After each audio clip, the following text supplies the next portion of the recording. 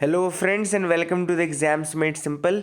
And we are back again with the Hindu Complete Newspaper Analysis for 19th of August 2021. 19 अगस्त 2021 का the Hindu newspaper analysis देखेंगे। शुरू करने से पहले आपको बता दूं कि यूपीएससी प्रीलिम्स की करंट अफेयर्स रिवीजन सीरीज हमने स्टार्ट की थी, जिसमें मई तक का करंट अफेयर्स हमने कवर किया था। जून जुलाई अगस्त का करंट अफेयर्स जो है वो अब मैं फिर से डालना शुरू करूंगा। तो करंट अफेयर्स रिवीजन सीरीज अगर आपने ज्वाइन नहीं की तो you can join the revision series, links नीचे डिस्क्रिप्शन कमेंट में दी गई है। 2021 के यूपीएससी प्रीलिम्स जो कि अक्टूबर में होने वाला है उसमें आपकी काफ़ी मदद उससे हो जाएगी। मई तक का करंट अफेयर्स ऑलरेडी कवर्ड है, उसमें पिछले साल से लेकर के मई तक का, और जून जुलाई अगस्त तक का जो बचा हुआ वाला पार्ट है वो हम अब आगे कवर कर देंगे। इसके अलावा आपको टेलीग्राम और इंस्टाग्राम पेज की लिंक मिल जाएगी, तो अगर आप उसको ज्वाइन करना चाहते हैं तो वहाँ से आप उनको ज्वाइन कर सकते हैं, ठीक है ना। स्टार्ट करते हैं आज के सवालों के साथ। पहला आज का सवाल देखते हैं। Who among the following was the last Mauryan king? इनमें से कौन सा लास्ट मौर्यन किंग था? Options are A Ashoka, B Kunal, C Brihadratha या D Dasharatha. So these are the options for the first question. Question number 2 is consider the following statements regarding Lachit Borphukan. तो लचित बोरफुकान के regarding statements दिए हुए हैं। पहला ऑप्शन है it he was the commander in the Ahom kingdom. दूसरा है he is known for his leadership in the battle of Sarai Ghat. तीसरा है battle of Sarai Ghat was fought between the Ahom kingdom and the British empire. तो आपको बताना है इनमें से कौन कौन से स्टेटमेंट जो है वो सही है। Options are 1 only, 1 and 2, 1 and 3 या 1, 2 and 3। So these are the 4 options for you. Question number 3 is consider the following statements regarding the Mappila rebellion. तो Mappila rebellion के regarding statements है। पहला statement कह रहा है it was against the British and the Hindu landlords in Malabar region। दूसरा कह रहा है it also led to the communal violence between Hindus and Muslims। तीसरा कह रहा है the year 2020 marks the 100 years anniversary of the uprising। तो इनमें से कौन सा स्टेटमेंट सही है आपको बताना है। 1 एंड 2, 1 एंड 3, 2 एंड 3 या 1, 2 एंड 3। तो let me tell you the answers for the questions as well. आप अगर वैसे चाहें तो पॉज करके आप आंसर ज़रूर करिएगा अपनी तरफ से, that is a must exercise. आप अपनी तरफ से आंसर करिएगा ज़रूर, है ना। सो ऐसा नहीं कि आपको मैं आंसर बताता हूँ इसलिए आप अटैम्प्ट करना बंद करते। जो बनता है एटलीस्ट वो तो अटैम्प्ट ही करो। तो लास्ट मौर्यन किंग जो था वो बृहद्रथ था। This is the answer of the first question. Lachit Borphukan के रिगार्डिंग स्टेटमेंट से पहला बिल्कुल सही स्टेटमेंट है, वो अहोम किंगडम जो असम का है उसमें बहुत इंपॉर्टेंट एक कमांडर के रोल में थे। सेकंड है कि बैटल ऑफ सराई घाट में बहुत इंपॉर्टेंट रोल इन्होंने प्ले किया था, बिल्कुल सही स्टेटमेंट है। तो फर्स्ट भी सही है, सेकंड भी सही है। बैटल ऑफ सराई घाट का याद रखिएगा कि 1671 में ये बैटल हुआ था। बैटल ऑफ सराई घाट 1671 में ये बैटल हुआ था। अब एक इम्पॉर्टेंट चीज़ जो इसमें लिखी गई है वो लिखा है कि जो बैटल ऑफ सराई घाट है वो तीसरा स्टेटमेंट कह रहा है कि मुगल्स लिखा है ब्रिटिशर्स और उनके बीच में हुआ है। किसके बीच में हुआ है? ब्रिटिशर्स एंड उनके बीच में हुआ है। तो ये गलत है। एक्चुअली में ये जो बैटल ऑफ सराई घाट था ये अहोम किंगडम और मुगल्स के बीच में हुआ था। मुगल्स की जो आर्मी थी वो राम सिंह वन जो था वो उसको लीड कर रहे थे, ठीक है ना। मुगल्स की आर्मी को कौन लीड कर रहा था? राम सिंह वन लीड कर रहा था, and that is the answer for this. इसलिए तीसरा स्टेटमेंट ज़रूर गलत है, पहला दूसरा सही है। बैटल ऑफ सराई घाट जो है वो 1671 में हुआ था, 1671 में हुआ था। ब्रह्मपुत्रा के तट पे ये हुआ था बैटल, काफ़ी इंपॉर्टेंट है। 1 and 2 will be the answer. तीसरा सवाल है मप्पीला रिबेलियन के रिगार्डिंग। तो मप्पीला रिबेलियन के रिगार्डिंग कौन कौन से स्टेटमेंट सही हैं? तीनों ही स्टेटमेंट जो मैंने बताए थे वो सही हैं। तो 1, 2 and 3 will be the answer for this question. आज का mains question of the day देखते हैं। आज का जो mains question of the day है वो है concept of public interest litigation. Concept of public interest litigation के ऊपर आप सब जानते हैं पब्लिक इंटरेस्ट लिटिगेशन क्या होता है। तो आपको ये बताना है कि what is the concept of public interest litigation. क्या कंसेप्ट है पब्लिक इंटरेस्ट लिटिगेशन का, कौन कौन से एरियाज़ हैं जहां पब्लिक इंटरेस्ट लिटिगेशन फाइल किया जा सकता है। आपको प्रोज एंड कॉन्स भी बताने, मतलब आपको ये भी बताना है कि क्या इसके फ़ायदे हैं क्या इसके नुकसान हैं पब्लिक इंटरेस्ट लिटिगेशन का। अच्छा क्वेश्चन है, आप करिएगा ज़रूर। कल के जो क्वेश्चन था क्रिमिनलाइजेशन, उस पर काफ़ी लोगों ने आंसर लिखा है, काफ़ी अच्छा क्वेश्चन था। ऋषि माली ने आंसर लिखा है, मोहित पाल ने उसका आंसर लिखा है। अगेन सुजय रंजन मेहता एक न्यू कमर है जिन्होंने आंसर लिखा है। के Kumar from the Hindi medium is again writing. Hindi medium के लड़के भी कम लिख रहे हैं आंसर, लेकिन आई होप कि धीरे धीरे लोग लिखेंगे। के कुमार ने आंसर लिखा था, कौशल सुप्रिया ने आंसर लिखा था, अक्कू, रोहन भारद्वाज, कार्तिका, मनीष कुशवाहा, गगनदीप कौर, तृप्ति जैन, स्वप्निल श्रीवास्तव, गायत्री प्रसाद, इन लोगों ने काफ़ी अच्छा आंसर लिखा है already. Sheetal Mishra has also written the answer. काफ़ी अच्छा आंसर लिखती हैं Sheetal Mishra, and definitely you can get good marks in mains examination. तो कीप राइटिंग द आंसर्स, इसी तरीके से लिखते रहिएगा। That is a very good exercise for you people. Start करते हैं आज की न्यूज़ आइटम्स के साथ। पहली जो न्यूज़ हम डिस्कस करेंगे वो है RODTEP स्कीम। RODTEP स्कीम क्या है? रॉड टेप, वैसे पढ़ने में रॉड टेप आएगी, इसका फुल फॉर्म है remission of duties and taxes on exported products. यानी कि remission of duties and taxes, जो ड्यूटीज़ एंड टैक्सेस आप भरते हो उसका रिमीशन, वो वापस आपको मिलता है।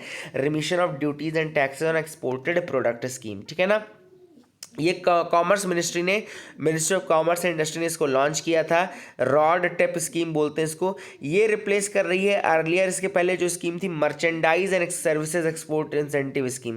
तो मीस एंड सीज स्कीम थी पहले, merchandise and services export incentive schemes. तो वो जो थी WTO ने बोला कि भैया ये जो स्कीम है ये हमारे वायलेशन में है, WTO के वायलेशन में है। तो उसको रिप्लेस करते हुए ministry of commerce and industry ने रॉड टेप स्कीम लाई, जिसको बोलते हैं remission of duties and taxes on exported products scheme, ठीक है ना। तो that is the thing which is important. I hope you will remember this thing, ठीक है। मिनिस्ट्री जरूर याद रखिएगा। जैसे मैंने बताया, एम इसका क्या है, नाम से क्लियर है, remission of duties and taxes. तो इसका काम क्या है? Reimburse all the taxes, all the duties, all the levies that are being charged at the center, state and local level, which are not currently refunded under any existing schemes but are incurred at the manufacturing and distributing process. तो ऐसे हर tax, ऐसी her duty, ऐसी हर levy को reimburse करना जो कि centre, state या local government द्वारा लगाई जा रही है, जो कि किसी भी या दूसरी तरीके से रिफंड नहीं हो रही है, लेकिन मैन्युफैक्चरिंग, डिस्ट्रीब्यूशन, एक्सपोर्ट के प्रोसेस के दौरान वो कहीं ना कहीं लग रही होगी, ठीक है ना। ये that is the thing that is given, है ना। इसके अलावा इम्प्लीमेंटेशन क्या है? The refund under the scheme will be credited in an exporters ledger account with the customs. तो जो कस्टम के साथ आपका लेजर अकाउंट होगा वहाँ पे वो अकाउंट में रिफंड होगा। And it will be used to pay the basic duty on imported goods. जब आप इंपोर्ट करते हैं गुड्स का, तो उसकी जो बेसिक ड्यूटी आप पे करेंगे वहाँ पे आप वहाँ से इस अकाउंट से उससे कटवा सकते हैं, ठीक है ना। And the credit can also be transfer to the importer's account. तो इम्पोर्टर्स के अकाउंट में भी क्रेडिट को फिर बाद में ट्रांसफर किया जा सकता है, ठीक है। की फीचर्स ऑफ द स्कीम क्या है? The scheme covers 8,555 tariff products. 8,555 tariff products इसके अंदर इंक्लूडेड हैं, जो कि 75% of traded items and 65% of India's exports को कवर करते हैं। अगली जो न्यूज़ है वो है India to host second UNWGIC in 2022। तो ये UNWGIC क्या है?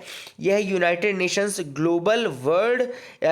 नेशंस वर्ल्ड जियो स्पेशल इंफॉर्मेशन कांग्रेस। तो इंडिया जो है वो होस्ट करेगा सेकंड यूनाइटेड नेशंस वर्ल्ड जियो स्पेशल इंफॉर्मेशन कांग्रेस। तो जियो स्पेशल इंफॉर्मेशन कांग्रेस जो है वो 2022 में होगी। ये सेकंड कॉन्फ्रेंस है, सेकंड जियो स्पेशल वर्ल्ड कांग्रेस है, जियो स्पेशल इंफॉर्मेशन कांग्रेस है, वर्ल्ड जियो स्पेशल इंफॉर्मेशन कांग्रेस। ये सेकंड होगी 2022 में, और इसको होस्ट कौन करेगा? इंडिया होस्ट करेगा। अब एक्चुअली में जो ये यूनाइटेड नेशंस वर्ल्ड जियो स्पेशल इंफॉर्मेशन कांग्रेस है, इसको ऑर्गेनाइज कौन करता है? United Nations committee of Experts on Global Jio special information management. याद रखिएगा, इसको कौन ऑर्गेनाइज करता है? United Nations committee of Experts on Global Jio special information Management. तो ये एक एक्सपर्ट्स कमेटी है जो कि ग्लोबल इंफॉर्मेशन मैनेजमेंट के ऊपर एक्सपर्ट्स कमेटी है। वो हर 4 साल में इसको ऑर्गेनाइज करती है। Every 4 year organises this conference, ठीक है ना। एम इसका क्या है? To enhance the international collaboration among the member states. जो मेंबर स्टेट्स हैं उनके बीच में कोलैबोरेशन को बढ़ाना, एंड रेलिवेंट स्टेक होल्डर्स के कोलैबोरेशन को बढ़ाना, जो भी जियो स्पेशल इंफॉर्मेशन मैनेजमेंट से रिलेटेड है। तो जियो स्पेशल इंफॉर्मेशन मैनेजमेंट से रिलेटेड जितने भी स्टेक होल्डर्स हैं उनके कोलैबोरेशन को इंक्रीज़ करना इस कांग्रेस का काम है। उनके बीच में बातचीत होती रहे, कोलैबोरेशन कोऑपरेशन होता रहे, ठीक है ना। फर्स्ट समिट जो हुआ था 2018 में हुआ था, तो हर 4 साल में होगा, लेकिन तो चूंकि 2018 में पहला समिट था, तो अब 2022 में इसका सेकंड समिट होगा आफ्टर 4 ईयर्स। जैसा मैंने बताया कि 4 साल में होगा। तो 2018 में जब समिट पहला हुआ था तो ये चाइना में ऑर्गेनाइज किया गया था। अब ये सेकंड समिट ये इंडिया में होने वाला है, हैदराबाद में। थीम रहेगी towards Jio enabling the global village. क्या थीम है इस बार की? Towards Jio enabling the global village. Hyderabad में होने वाला है towards Jio enabling the global village, इसको याद रखेगा। आगे मूव करते हैं। इसके अलावा जो ये कमेटी है, United Nations Committee of Experts on Global Jio special information Management, तो ये इस्टेब्लिश की गई थी United Nations Economic and Social Council द्वारा 2011 में। 2011 में United Nations Economic and Social Council ने इसको इस्टेब्लिश किया था। एम इसका है to play a leading role in setting the agenda for the development of global Jio special information. तो ग्लोबल जियो स्पेशल इंफॉर्मेशन के रिगार्डिंग जितनी भी इंफॉर्मेशन है उसके लिए एक एजेंडा सेटअप करना और उसको डेवलप करना, ग्लोबल जियो स्पेशल सेटिंग्स को डेवलप करना, इंफॉर्मेशन सिस्टम को डेवलप करना, उस इंफॉर्मेशन को कोलैबोरेट करवाना, ठीक है ना, ये सारी चीज़ें उसके अंतर्गत आती हैं। ठीक है, तो आई होप यू गॉट क्लैरिटी। याद रखिएगा पहली जो ये समिट हुई थी उसका वो हुई थी चाइना में 2018 में। और जियो स्पेशल का मतलब क्या होता है? Basically data regarding information. Geospatial का अगर आप मतलब पूछे, जियो स्पेशल, तो एक्चुअली ये स्पेस टाइम के रिगार्डिंग होता है। तो जो भी एक कोई ज्योग्राफिकल अगर लोकेशन है तो उसका स्पेसिफिक लोकेशन, उसके उस लोकेशन के रिगार्डिंग इंफॉर्मेशन, उस स्पेस के रिगार्डिंग जो भी इंपॉर्टेंट ज्योग्राफिकल उसकी इंफॉर्मेशन हो सकती है, वो सारी चीज़ के अंतर्गत आती है। अगली जो न्यूज़ है वो है ग्रीन हाइड्रोजन के regarding. The next news item is regarding the green hydrogen. तो मूव करते हैं, देखते हैं। तो देखो क्या इंडियन गवर्नमेंट ने अभी रिसेंटली इनवाइट किया है यूके को to participate in the bids for green hydrogen and lithium ion. तो यहाँ पे भी रिसेंटली यूके को इनवाइट किया इंडिया ने। ये कहा है कि भैया हमारे यहाँ जब अभी रिसेंटली बिडिंग होगी रिगार्डिंग द ग्रीन हाइड्रोजन, तो उसमें आप लोग आइए और उसमें अपनी मतलब कि उपस्थिति दर्ज करिए। तो ग्रीन हाइड्रोजन कैसे बनती है थोड़ा सा मैं आपको बता दूं। Green hydrogen is produced bye electrolysis. Actually में जो प्रोसेस है वो है इलेक्ट्रोलिसिस। इलेक्ट्रोलिसिस को क्या बोलते हैं? Splitting up of water into hydrogen and oxygen. तो वाटर को जब आप स्प्लिट करते हो, वाटर को स्प्लिट करते हो इलेक्ट्रिसिटी दे करके, तो वो इलेक्ट्रोलिसिस कहलाता है।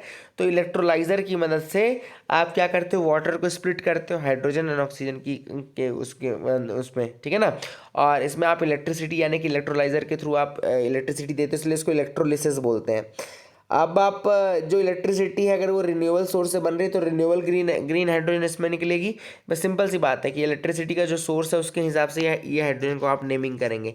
अगर रिन्यूएबल एनर्जी से इलेक्ट्रिसिटी आ रही है तो फिर आप इसको रिन्यूएबल वो बोलेंगे कि ये भैया रिन्यूएबल ग्रीन हाइड्रोजन है, ठीक है ना। That is the thing which is again important. अब यहाँ पे याद रखिएगा कि हाइड्रोजन तो अपने आप में कलरलेस होती है। हाइड्रोजन जो गैस है वो कलरलेस ओडरलेस गैस है, अर्थ के एटमॉस्फेयर में है and it's utilised for industrial uses, ठीक है। अब हाइड्रोजन की जो इंडस्ट्रियल प्रोसेस है फॉर्मेशन की, वो दो अलग अलग प्रोसेस हैं, SME process and ASMR process. SME process अलग है और एसएमआर प्रोसेस अलग है। एसएमआर क्या है? स्टीम मीथेन रिफॉर्मेशन बोलते हैं, स्टीम मीथेन रिफॉर्मेशन। जो एसएमई प्रोसेस है उसमें मीथेन जो रहता है उसको हीट करते हैं स्टीम के साथ, तो वो कार्बन मोनोऑक्साइड और हाइड्रोजन निकालता है। सिंपल सा याद रखिएगा, एक हो गया एसएमई प्रोसेस जिसमें आपने क्या किया, मीथेन जो है आपका नेचुरल गैस मीथेन है, CH4 इसको बोलते हैं, CH4 बोलते हैं ना। अब CH4 को जब हीट करेंगे स्टीम के साथ तो इसमें आपका कार्बन मोनोऑक्साइड निकल रहा है एंड क्या और क्या निकल रहा है? स्टीम के साथ कर रहे हैं तो हाइड्रोजन गैस कर रहे हैं। तो इसमें जब स्टीम ऐड करेंगे तो CO और आपका हाइड्रोजन अलग हो जाएगा। इसके अलावा लेकिन ये मेथड जो है कार्बन फ्रेंडली नहीं है। कार्बन फ्रेंडली नहीं मतलब कि इसमें बहुत ज़्यादा ग्रीन हाउस गैस का एमिशन भी होता है, जैसे कार्बन डाइऑक्साइड निकल रही है तो इसमें बहुत सारा जो एमिशन होता है वो ग्रीन हाउस गैसेस का हो जाता है। ये जो एसएमई प्रोसेस से निकलने वाली हाइड्रोजन है इसको हम बोलते हैं brown hydrogen. This hydrogen which is produced by SME process that is known as the brown hydrogen.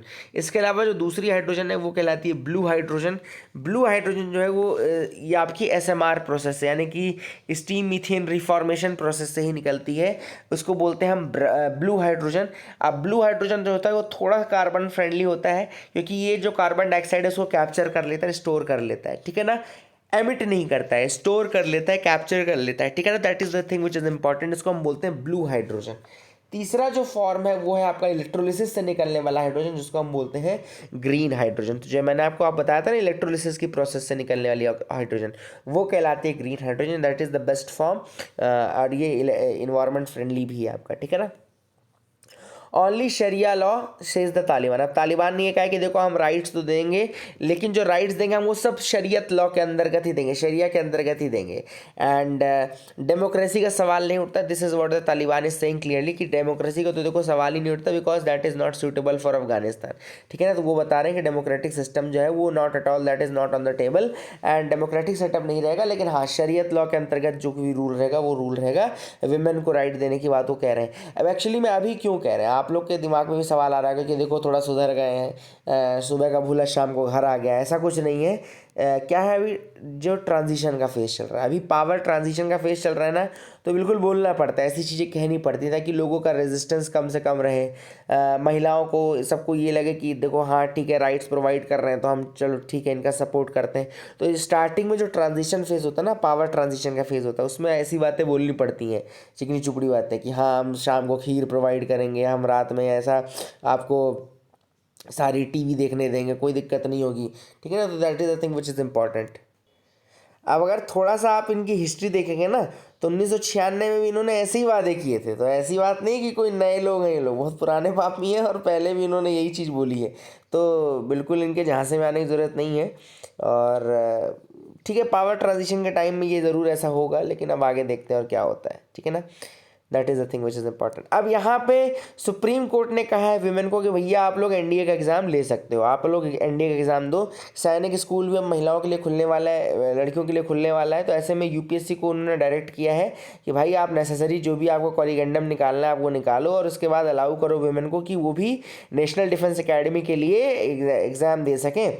अब ये जो राष्ट्रीय इंडियन मिलिट्री कॉलेज है, राष्ट्रीय इंडियन मिलिट्री कॉलेज, तो सुप्रीम कोर्ट ने उसके लिए कहा कि राष्ट्रीय इंडियन मिलिट्री कॉलेज तो 99 साल पुराना इंस्टीट्यूशन है, आरआईएमसी बोलते हैं, राष्ट्रीय इंडियन मिलिट्री कॉलेज जो है, राष्ट्रीय Indian military college, that is a 99-year-old institution. और अब इस साल वो नेक्स्ट ईयर वो 100 साल कंप्लीट कर लेगा। तो क्वेश्चन ये है सुप्रीम कोर्ट का, सुप्रीम कोर्ट ने कहा कि the question is whether it is going to complete its 100 year with gender neutrality और नॉट। तो ये देखना है, सुप्रीम कोर्ट ने कहा कि ये अपने 100 साल जेंडर न्यूट्रलिटी के साथ पूरे कंप्लीट करेगा या नहीं। तो राष्ट्रीय इंडियन मिलिट्री कॉलेज के बारे में आपको मैंने बता दिया। आई hope you got clarity. NDA exam के लिए सुप्रीम कोर्ट ने कहा है यूपीएससी को, साथ ही जो एग्ज़ाम होगा आपका सैनिक स्कूल का, उसमें भी अब महिलाएं या लड़कियां शामिल हो सकती हैं। मूव करते हैं एडिटोरियल पेज पे आते हैं, देखते हैं और क्या इंपॉर्टेंट न्यूज़ आइटम्स है। The significance of the there is no data answer. तो यहाँ पे ऑथर ने बात जो की है वो की है कि डेटा क्यों प्रोवाइड नहीं कर रही है प्रेजेंट गवर्नमेंट। प्रेजेंट गवर्नमेंट कोई भी डेटा प्रोवाइड नहीं कर रही है, किसी भी तरीके का सर्वे का डेटा नहीं निकलने दे रहे हैं। आपको याद होगा कि अनएम्प्लॉयमेंट का जो डेटा आया था, नेशनल स्टैटिस्टिकल ऑर्गेनाइजेशन ने अनएम्प्लॉयमेंट का डेटा जब आया था उसको भी हटा दिया गया। उस डेटा में जब थोड़ा बहुत लीक हुआ डेटा, तो उसमें पता चला कि 45 ईयर्स में सबसे ज़्यादा जो अनएम्प्लॉयमेंट है वो इस पीरियड के दौरान रहा है। तो कुल मिलाकर के वो डेटा नहीं आया। इसके बाद जो ऑल इंडिया एक्सपेंडिचर का डेटा है, यानी कंजम्पशन एक्सपेंडिचर का डेटा है, वो भी रिलीज़ नहीं होने दिया। वो डेटा ऑलरेडी 2017 में रिलीज़ हो जाना चाहिए था, लेकिन वो डेटा रिलीज़ नहीं हुआ।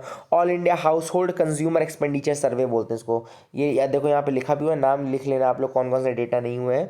अनएम्प्लॉयमेंट का डेटा था, all India house hold consumer expenditure सर्वे का डेटा था जो कि रिलीज़ नहीं हुआ। ये भी नेशनल स्टैटिस्टिकल ऑफिस का डेटा है, 2017-18 में आने वाला था, लेकिन ये डेटा नहीं रिलीज़ होने दिया। तो government is saying to everything that there is no data. जो मैकेनिज्म है वो फॉल्टी है। इसके अलावा उन्होंने कहा कि कुछ गलती हो गई है डेटा कलेक्शन में, ये सारी चीज़ें बोलते हैं, लेकिन डेटा निकलने नहीं देते।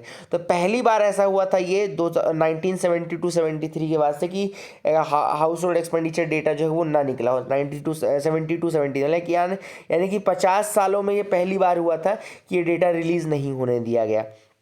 इसके अलावा ऑथर ने और बहुत सारी चीज़ें बोली कि जैसे अभी रिसेंटली डेथ के ऊपर, कोविड डेथ के ऊपर हुआ, तो गवर्नमेंट ने कह दिया कि ऑक्सीजन की कमी से एक भी डेथ नहीं हुई है।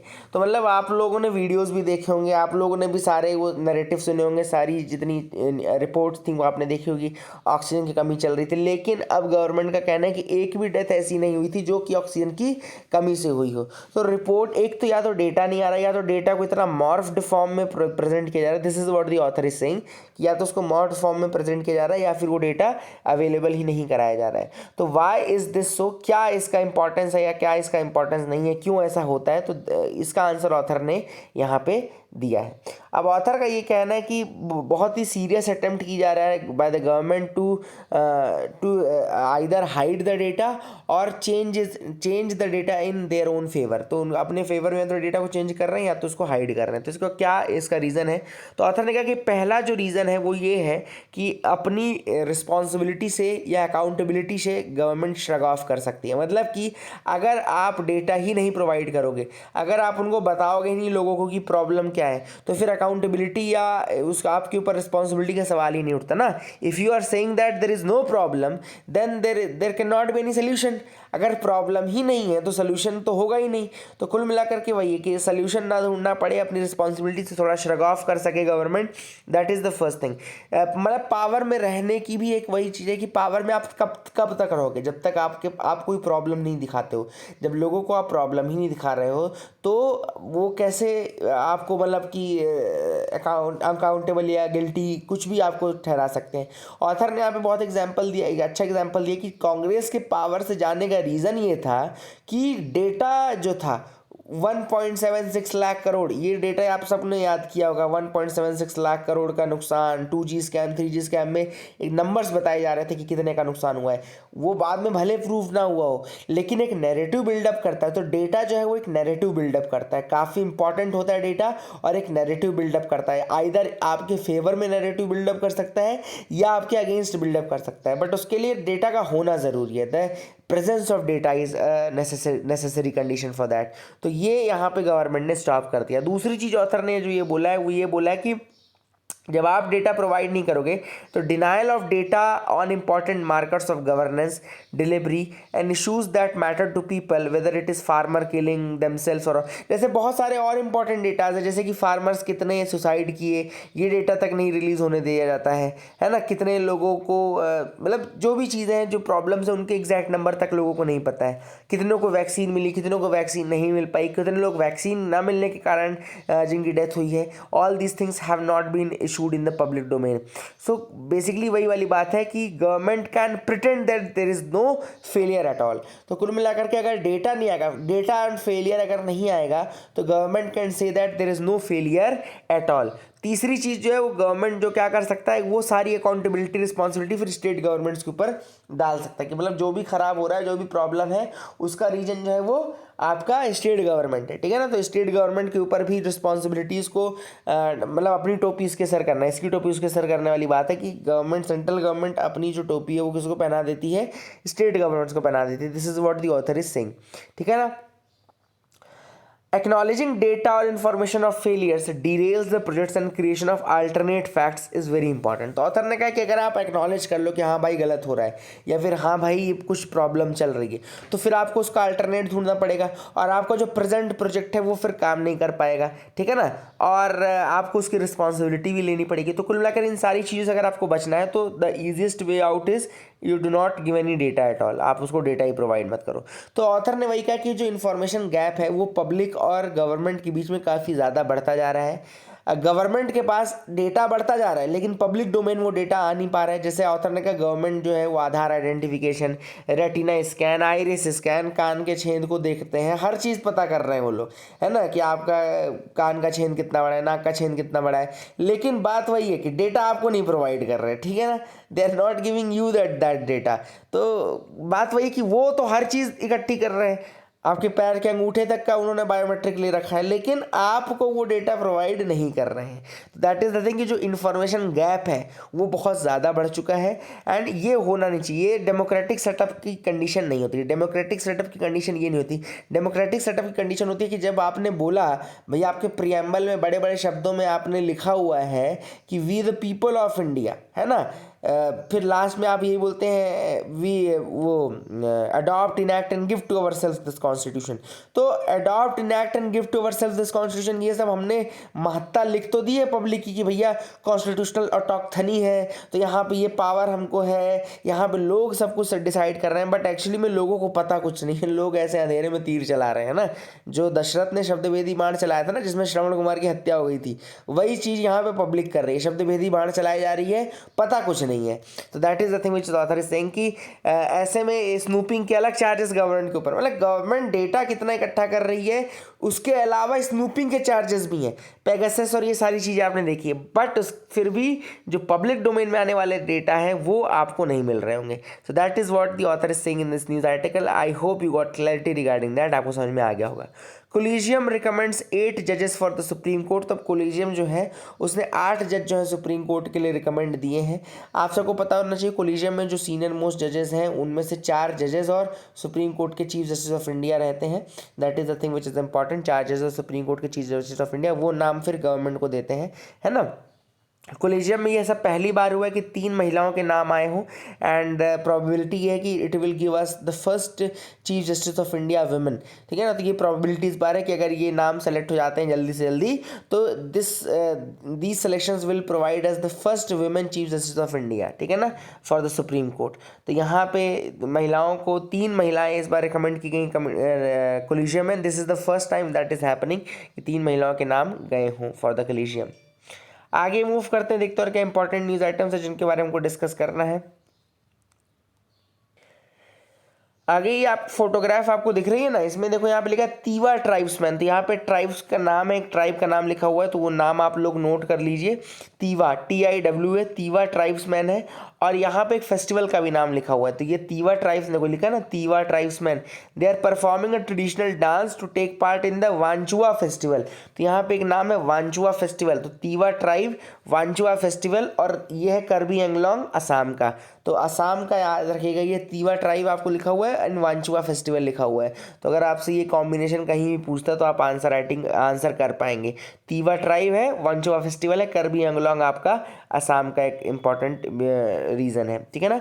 और ये जो वांचुआ फेस्टिवल है, तो ये बाउंटीफुल हार्वेस्ट, यानी कि खाना भरपेट आपने ज़मीन ने दिया है, तो उसके रिगार्डिंग ये वांचुआ फेस्टिवल सेलिब्रेट किया जाता है। तो ये भी आपको याद रखना है।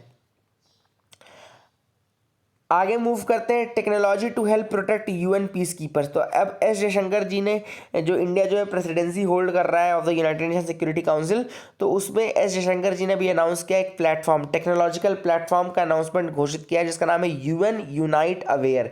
UN के साथ एक प्लेटफॉर्म का जिक्र किया उन्होंने, UN United Nations unite aware, unite aware. अब ये क्या करेगा, बेसिकली टेक्नोलॉजिकल प्लेटफॉर्म हेल्प करेगा UN पीस कीपर्स को, UN पीस कीपर्स को हेल्प करेगा ताकि उनकी सेफ्टी मेंटेन की जा सके। तो UN यूनाइट अवेयर जो है ये एक प्लेटफॉर्म है which will be there to help the UN peacekeepers, ताकि उनकी सेफ्टी को मेंटेन किया जा सके। इंडिया, आप सबको पता होगा कि एक मेजर कंट्रीब्यूटर है UN पीस कीपिंग मिशन में। आई थिंक 3rd नंबर पे इंडिया आता है UN पीस कीपिंग नंबर में, जो फोर्सेस हैं जाती हैं उसमें इंडिया 3rd नंबर पे आता है। And India has been contributing a lot in the peacekeeping missions and all. तो उसमें पीस कीपर्स जो होते हैं, जो लोग जाते हैं पीस कीपर्स, उनकी सेफ्टी सिक्योरिटी के लिए प्लेटफॉर्म ये डिसाइड किया गया है, UN यूनाइट अवेयर। ये हेल्प करेगा सिक्योरिटी पर्सनल्स को जो कि UN पीस कीपिंग मिशंस में जाएंगे, ठीक है ना। इंडिया जो है वो सपोर्ट कर रहा है UN को in the roll out of UN unite aware platform across selecting peace keeping missions. तो ये पीस कीपिंग मिशंस को सेलेक्ट करने में और कहाँ पे क्या किस तरीके से कोलैबोरेट करना है पीस कीपर्स के साथ, उसमें ये पूरा प्लेटफॉर्म काम करेगा। एंड ये एक्सपेक्टेशन है that the entire peacekeeping operation can be visualise, coordinated and monitored on the real time basis. तो UN यूनाइट अवेयर जो है ना, ये बेसिकली रियल टाइम में पूरे के पूरे जो पीस कीपिंग के आपके मिशन चल रहे हैं उनको कोऑर्डिनेट करना, उनको मॉनिटर करना, ये सारी चीज़ें की जाएंगी। India can do more hints climate official. तो अब कुछ लोग क्लाइमेट ऑफिशियल्स आए हुए हैं COP26 के पहले। COP26 कहाँ होगा, ये आपका UK इसको होल्ड करेगा, UK होस्ट कर रहा है, ग्लासगो में होगा, ग्लासगो UK में आपका ये होल्ड होगा, ग्लासगो UK, ठीक है ना। That is the thing which is important. COP26 आपका ग्लासगो UK में होगा। अब यहाँ पे जो इंडिया के INDCs हैं, INDC क्या क्या है, यानी कि इंटेंशनली नेशनली डिटरमाइंड जो कंट्रीब्यूशंस है, इसमें अगर आपने देखा हो तो हमने बोला कि हम अपनी रिडक्शन करेंगे एमिशन को बाय 33 to 35% बाय 2030, 2030 तक 33 से 35% तक हम घटा देंगे अपना एमिशन ऑफ द 2005 लेवल्स। इसके अलावा हमने ये भी कहा कि नॉन फॉसिल फ्यूल का जो हम शेयर है वो 40% कर देंगे। इसके अलावा हमने ये भी कहा है कि हम जो ग्रीन क्लाइमेट फंड है उसकी मदद से एडिशनल सिंक बनाएंगे 2.5 to 3 giga tons of carbon dioxide equivalent. तो ये 2.5 to 3 giga tons of carbon dioxide equivalent additional हम क्लाइमेट सिंक या कहना चाहिए कार्बन सिंक हम बनाएंगे। ये हमारे टारगेट्स थे।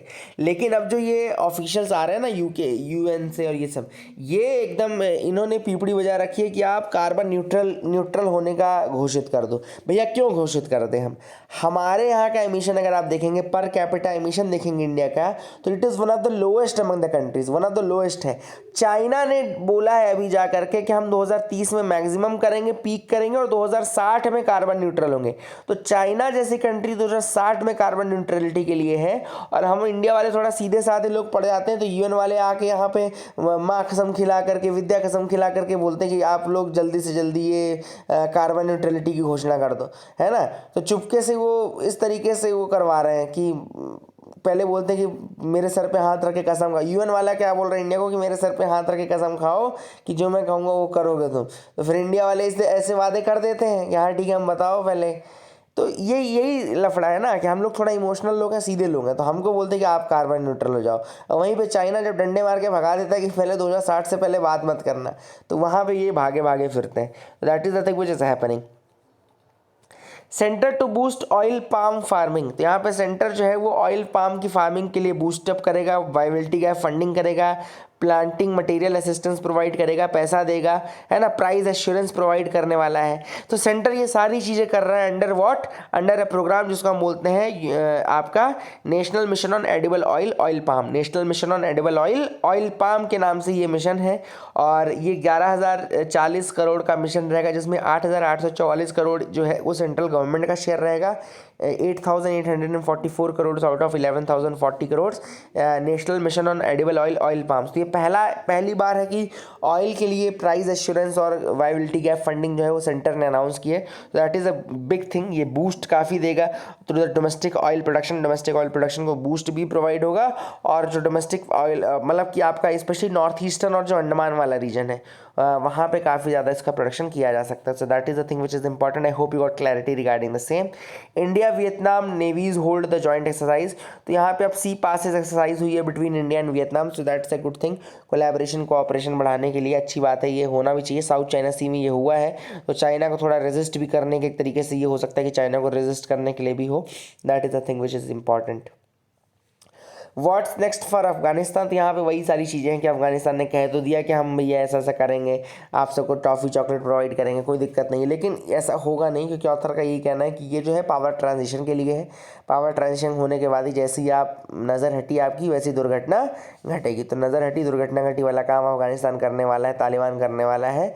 जब तक आप देख रहे हैं कि देख रहे हैं तब तक ये बिल्कुल दीवार पकड़ के चलेंगे, जैसे ही आप घूमेंगे तो दौड़ के आगे पहुँच जाएंगे। तो वही होने वाला है।